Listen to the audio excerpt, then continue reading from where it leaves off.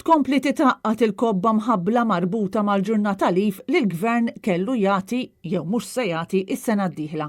Wara li kien Net News li skopra li Dipartiment tal-Gvern dwar l-Industrija u l-Impjieg fil-website tiegħu mhux qed juri l-ġurnata lif li wiegħed il-Ministru tal-Finanzi Edward Cicluna fil-budget. Matul l-2021 il-ġranet tal-lif se jkunu għal darb'oħra qed jiżdiedu b'ġurnata oħra. Il-Prim Ministru Robert Abela għall-ewwel għalek. Aħna mhux gvern li nitkellmu u ma wettqux.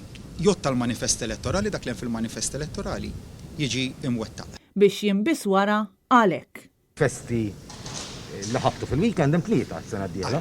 Għallu ma se jkun hemm waħda. Mela mhux ħadenata. Imma għaliex qed nidħlu f'dan dibattitu jekk dal-gvern iwettaq iwettaq dak li jwettaq. Le, ħofaċ insemmi mebda inkonsistenza. Aħna kien magħna li se nżidu il-lif statutorju qed tippruvaw tagħmlu misinterpretazzjoni ta' dak li ngħid. F'din it-taħwida l-Ministri tal-Gvern donnom mitlufa u ma jafux jekk jgħidux vi jew va. Jiena sa fejn informat dak li ġimwiet fil-budget se jitwettaq.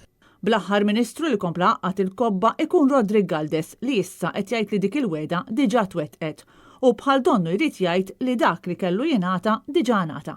U allura mhux se tiżdied ebda ġurnata lif. Dik il-weda ġiet imwettqa. Dik il-weda ġiet imwettqa. Grazzi ħafna. Intant il-Ministru tal-Housing provajna nistaqsuh dwar il-Power Station li kummissjona Labour biex tipprovdi d-dawl fid-djar tagħna wara li s-sibt filgħaxija 3/4 ta' Malta spiċċat bla dawl. Iżda anke dwar dan Galdes ma kienx komdu jwieġeb. Tajdi xed tagħmel Power Station il-ġdida? Grazzi.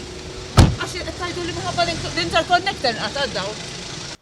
Kristina Majra għal Net News.